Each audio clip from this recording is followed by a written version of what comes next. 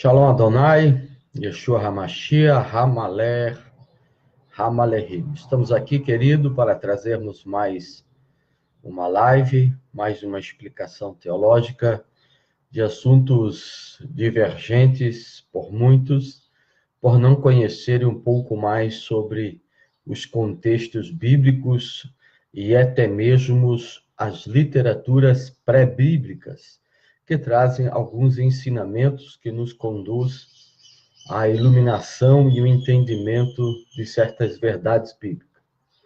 No capítulo 2, querido, de Gênesis, versículo 1 diz assim: E foram concluídos os céus e a terra, e tudo o que neles há. Elohim terminou sua obra, que havia feito até o sétimo dia. E cessou no sétimo dia de toda a sua obra que havia feito. E Elohim abençoou o sétimo dia e o santificou, porque nele cessou toda a sua obra que, criando Elohim, havia feito. Querido, há muitas divergências sobre a guarda do sábado. Mas quando nós lemos as literaturas pré-bíblicas, nós vamos ver, querido, que o sábado era uma guarda muito mais antiga do que a Bíblia revela. O que nós vemos, querido, é que há um entendimento equivocado das Escrituras e que me leva, querido, a entender como Jesus de que o sábado foi criado para o homem e não o homem para o sábado. E é isso que nós temos que procurarmos entendermos para a glória do Senhor Jesus. O sábado. Da mesma forma, querido, que a narrativa da criação, ela faz uso de elementos conhecidos, como a serpente, a árvore da vida, querubins, o jardim do Éden, entre outros, porém de forma a corrigir as distorções de pensamentos dos israelitas e trazê-los à verdade monoteísta. Assim também ocorre com o Shabá. O Shabatu, ou Shabá, querido, o Sabatu, como era chamado em acádio, já era conhecido dos povos sumérios. Porém, era uma data terrível, na qual agricultores e outros morriam de medo de fazer algo que pudesse acarretar a punição dos deuses. Isso pode ser visto na narrativa suméria de Atrahasis, de 1800 a.C., a famosa história do dilúvio babilônico, que diz o seguinte, olha o interessante. Tudo começa com os deuses inferiores, queixando-se de que os deuses superiores o fazia trabalhar excessivamente. Acabamos com a árdua tarefa de cavar, o trabalho é excessivo e está nos matando. Portanto, cada um de nós, deuses, concordou a se queixar a Enlil, no trecho 150. Por causa dessas guerras, surge uma proposta, ou seja, os semideuses guerreavam com os deuses porque os semideuses estavam cansados de trabalharem para os deuses. Então, depois de muitas revoltas e muitas guerras, houve uma proposta. Belet Ili, a deusa do nascimento, está presente. Que ela crie um homem mortal para que ele carregue a maior parte o trabalho de Enlil, que o homem arque com o jugo dos Anunnaki, trecho 190. Em resposta a isso, os deuses superiores criaram o ser humano com força de trabalho a partir de um ritual feito a cada 7 dias. Agora preste atenção nesse trecho 225. No primeiro, no sétimo e no 15º dia do mês, farei um ritual de purificação por lavagem. Então, um Anunnaki deve doar seu sangue. No primeiro, no 7º e no 15º dia do mês. Ele fez um ritual de purificação por lavagem. E Gestu e um Anunnaki, que tinha inteligência, eles usaram o seu sangue na composição.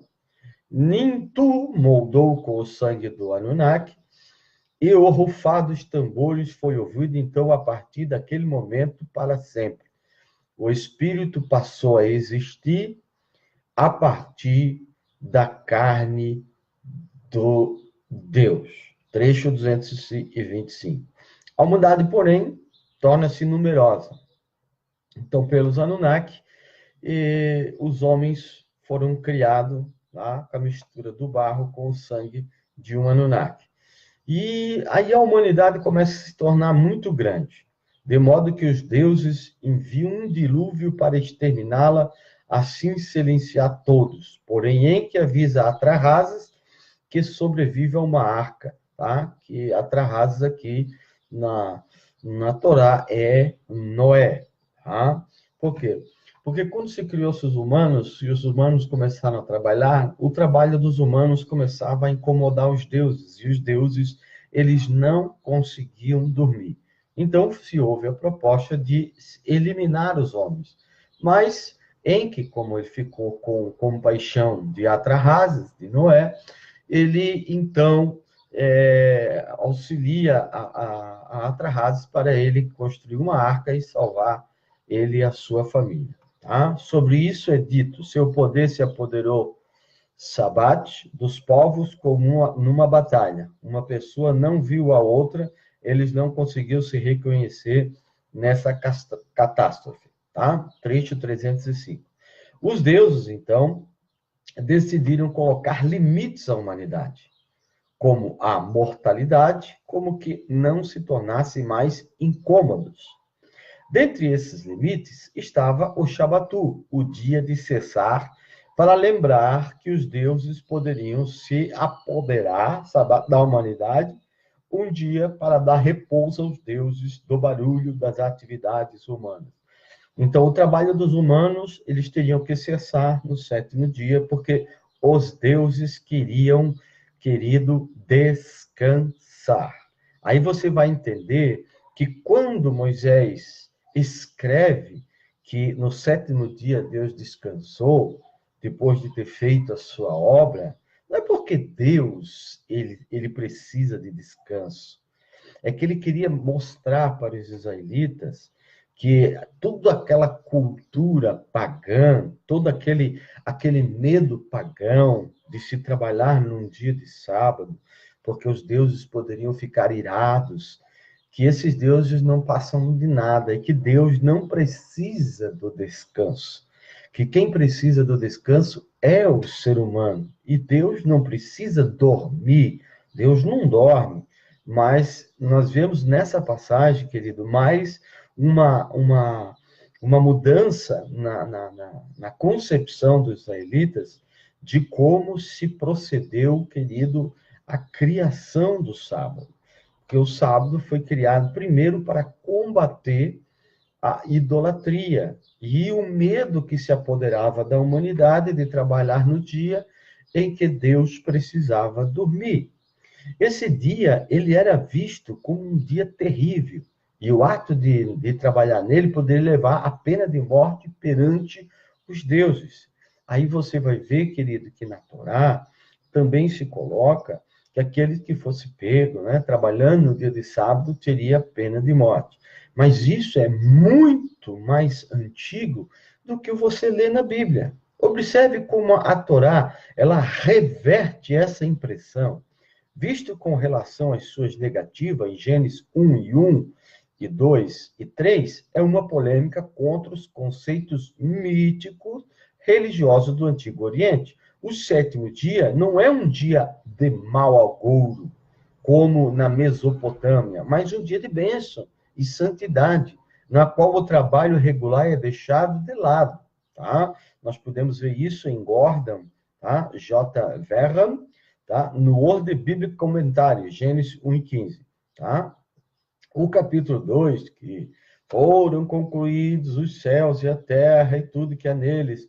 E Elohim terminou a sua obra que havia feito até o sétimo dia, e cessou no sétimo dia de toda a sua obra que havia feito, e Elohim abençoou o sétimo dia e o santificou, porque nele cessou toda a sua obra que criando Elohim havia feito. Querido, dentro da cultura politeísta que nós vemos, o homem foi criado para trabalhar para Deus.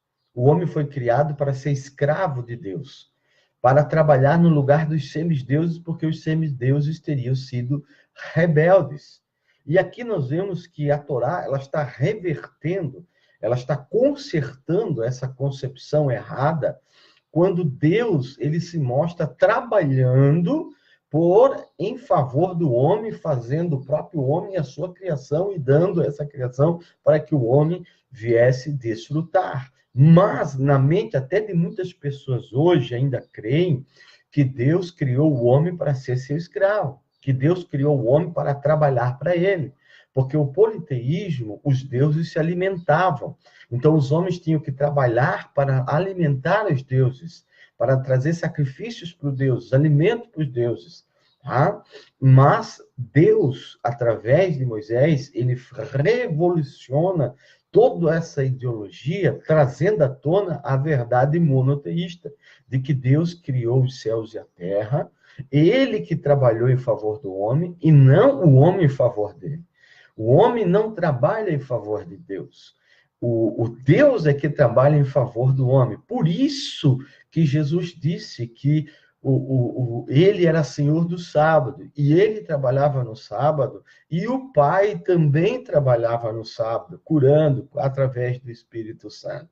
Tá? Para provar para esses israelitas que Deus, ele não fez o sábado para que o homem viesse deixar de trabalhar para trazer algum benefício para Deus, porque Deus precisava dormir, porque Deus precisava descansar, porque Deus não aguentava mais o barulho do homem. Não, pelo contrário, o sábado foi criado para o homem. Por quê? Porque a estrutura humana do homem precisa pelo menos um dia da semana de descanso. Depois Moisés, conhecendo, querido, toda essa crença politeísta, ele começa a trazer-se, então, alguns concertos literários para mudar a ideologia dos israelitas, aonde que nós vemos que em Gênesis ele combate essa idolatria politeísta, e nós vemos que lá em Deuteronômio há uma mudança, tá? O escritor deuteronomista, depois da experiência de Israel de estar no Egito como escravo, e ali eles trabalhavam direto para manter as grandes obras dos faraós, nós vemos, querido, que então ali o escritor coloca, olha, vocês vão observar esse dia em memória, porque vocês não tinham liberdade no Egito para guardar dia nenhum. Vocês eram escravos, vocês trabalhavam. Agora vocês terão um dia de descanso. Por quê? Porque a mente deles tinha como ideologia de que se não se guardasse um dia para os deuses viriam e destruíam a terra com o dilúvio novamente.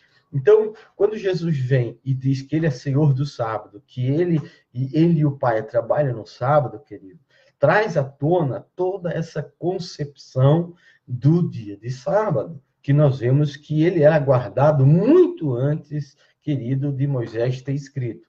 E que o propósito maior de colocar que Deus havia criado todas as coisas e no domingo ele ter descansado, é que Deus, querido, na realidade, ele estava combatendo a idolatria e a crença de que nós fomos criados para ser escravos de Deus. Mas, pelo contrário, Deus se demonstra, querido, no Gênesis como o Criador que criou todas as coisas e que trabalhou em favor dos homens, e ele descansou no sétimo dia, mas para combater, querido, todo o politeísmo que cria que os homens tinham que deixar de trabalhar para não fazer barulho, para que pudessem os deuses dormirem e descansar. Shalom Adonai. Se esse estudo, querido, trouxe alguma iluminação para você, nós temos, queridos, em esse trabalho Evangelho Genuíno, nós não somos mantidos com dízimos, mas sim com ofertas voluntárias. E se você quiser ajudar, nós temos em alguns vídeos do YouTube, alguns números de conta. Se você quiser nos ajudar, que assim nos ajude. Temos o projeto Semear, onde trabalhamos com crianças, querido, e fizemos a diferença. Ajudamos pessoas com alimentação, com cesta básica. O nosso trabalho é viver, querido, o Evangelho de Cristo na essência. Não sou contra quem dá o seu dízimo, desde que ele não seja, querido, manipulado pela religião, com mentiras, enganos. Não sou contra você ofertar mais de 10%, não sou contra você ofertar 100%, mas eu sou a favor de você saber entender a lei da retribuição. Se esse trabalho está lhe trazendo algum estudo, se você puder retribuir, assim o faça, para a glória do Senhor Jesus. Amém e amém. Shalom Adonai a todos.